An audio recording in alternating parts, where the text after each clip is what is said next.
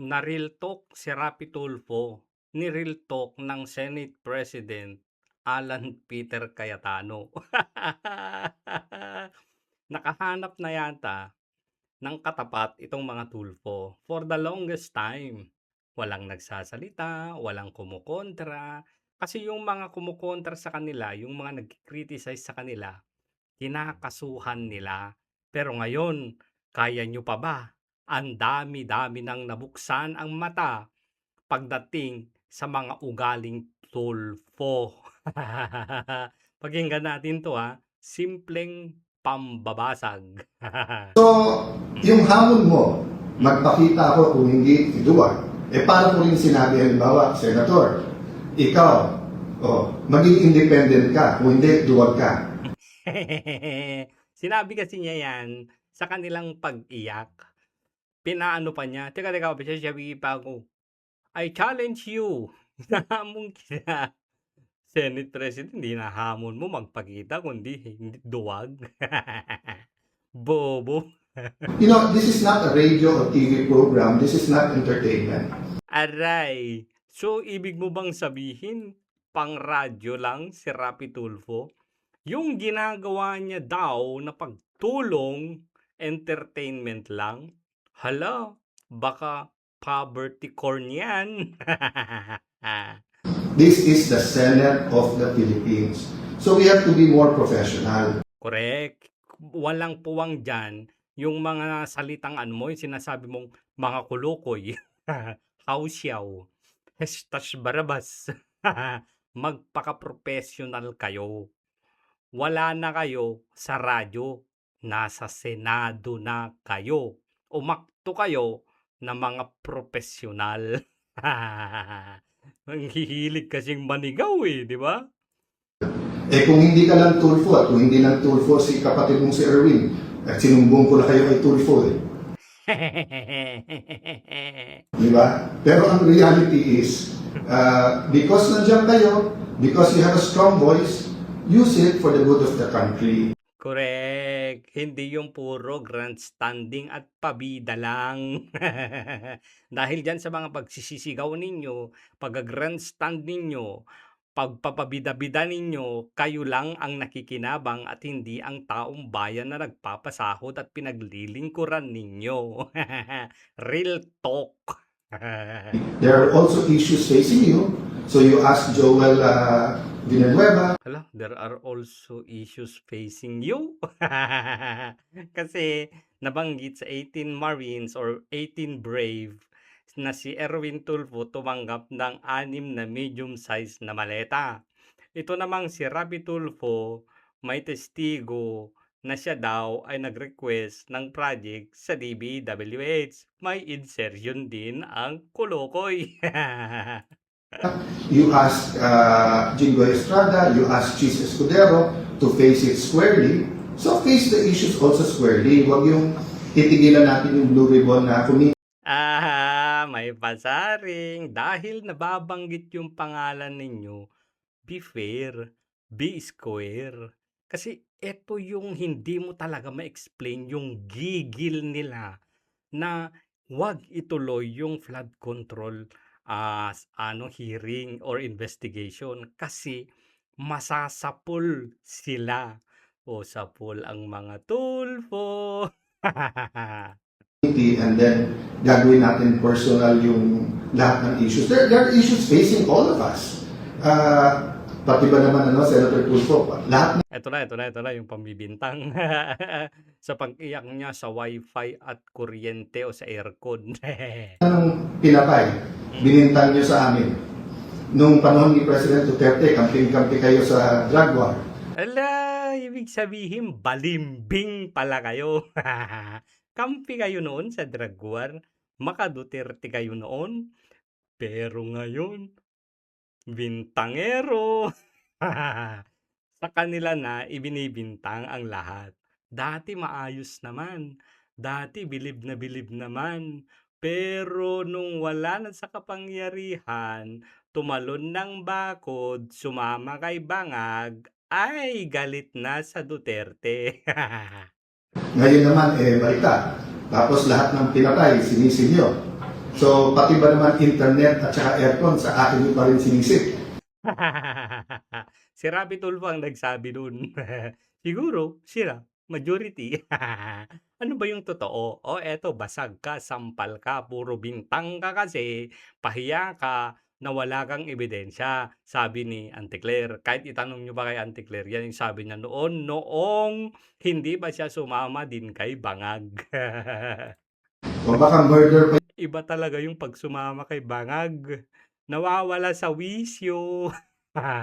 Nababaluktok yung moral compass. Mwah!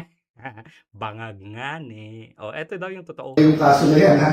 Murder kasi pinatay Hmm. ang wifi at yung kuryente. Pinatay ang wifi at kuryente. Nakita ko na po ang report, Eto na. yung po palang master, yung centralized aircon, yung master switch or yung sa kuryente, nasa GSIS yon at may O, nasa GSIS dun pala. Sa GSIS ang may problema? nag-trip ng wire. May nag-trip na wire. Bintangero. Walang ebidensyang bintangero. Pwede na sampal ka ngayon. Ayan. Bintang pa more. Diyan ka magaling. Ngaw-ngaw laway. Nauuna ang bunganga sa utak. Kaya around 6 o'clock, nagkaroon talaga ng problema sa aircon. So, hindi po namin gagawin sa inyo yun. I've always treated you well, whether I'm close to you or not, whether you're in the minority, majority, and I will continue to treat all of you well. But kayo ang namimersonal, because kami, it was been one issue after the other, di ba? Hindi kami ang nagpapasok sa NBI sa Senado, yung Correct. Sino? Si Tota Soto. May 11. Hindi rin kami ang kumuha ng NBI na fully armado na pinaikutan ang Senado tapos pumasok pa sa Senado noong Sino yon? Si Ngagba. Ay, hindi OJ pala. Ay, NBI. Si Matibag pala. May 13. Hindi rin kami ang nag-walk out. Correct, hindi sila ang nag-walk out. Pero umiiyak sila na hindi dumadalo yung majority sa plenary. Noong sila nag-walk out, tinarantado daw ang mga Pilipino. Ay, ano daw, pinaglalaban daw. Yung ano nila, yung sundin ang rules sa railroading, binabraso. Pero nung ito naman ang mga hindi pumasok, yung ordinaryong empleyado kapag nagganyan ang ginawa, wala ng trabaho, masisisante na. Kaya double standard po, tragis kang Erwin Tulfo ka. So you keep saying fresh start. Every Senate President that I've served under, whether I was the majority leader or minority leader, whether I was in the leadership or I was just a simple follower, I gave them a chance. So let me ask the 11 minority who's asking me to resign now. Well, kahit na isang oras, binigyan niyo ba ako ng chance? Wala. Hindi ka binigyan. Kasi the moment na umupo ka, the moment na nanumpa ka, wala na silang inisip kundi palitan ka. Ano ba? Saan ba magaling ang mga Tulfo? Di ba? Meron ba silang special talent man lang kung saan sila magaling? Hindi na ako sasagot yan. Dito na tayo sa ralihista. Makinig kayo mga Tulfo. Marami na ang nagsasabi na ganito lang ang kaya ninyo. Dahil pag-away asawa ay talaga namang pagtatanggol kayo. Sino? Mga Tulfo. Pag may nangutong sa pulis noon, galit na galit sa pulis na nangungutong. Correct. Halos murahin ang pulis. Halos murahin, talagang minumura talaga nila. Kaya mahal na mahal siya ng mga ordinaryong tao. Kaya nga, nung tumakbong senador yan, lahat tayo bumoto ron. Ay, hindi ko binoto. Dahil akala nyo, may tagapagtanggol na sa atin. Ano nangyari? Ako, bilib na bilib. Sabi ko nga, nung iniimbestigahan niya, yung mga nanalo sa loto, natandaan nyo yun? Ha? Yung halos linggo-linggo, ang lalaki, may nanalo sa loto. Ang tapang niya nung inimbestigahan niya yun. Talagang pinagagalitan niya, ultimo, si Mel Robles Correct. na manager ng PCSO. Hinanapan niya. Katulong niya pa si Atong Ang sa pagpapaliwanag kung paano dinaya yung loto. Kasi si Atong Ang, gambling lord din yun. Alam niya. Pero, nung tinawagan na, kinausap na, nasundan ba yung hearing niya? Wala na. Oo, so tinawagan ka, kinausap ka. Na ano, tigilan mo na.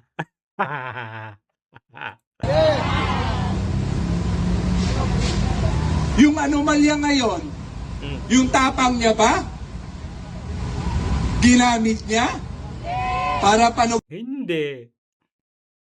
Paano niya gagamitin? Eh, sangkot nga daw sila. panugutin itong kapwa niya politiko at mga taga-gobyerno? Di ba tahimik? Pati si Erwin Tulfo. Ayan na. Naniwala tayo. Alam nyo, yung mga Tulfo, nasa batasan sa Northview nakatira nung araw yan. Kapitan ako Talaga? noon. Kaya kilala ko yan, yung unang asawa niya aktibo sa barangay namin. Oo, unang asawa sino? Si Rafi, yung unang asawa? Si Jolie Ligop? Yung inabando na daw? Aktibo sa Homeowners Association at opisyal siya roon sa Northview. Baka si Erwin. Si Erwin yata. May issue din yun pala. Kaya kilala ko yan. Naniwala ako, matapang din, pero nung nakaupo, tahimik. Pare-pareho lang pala kayo. Di ba?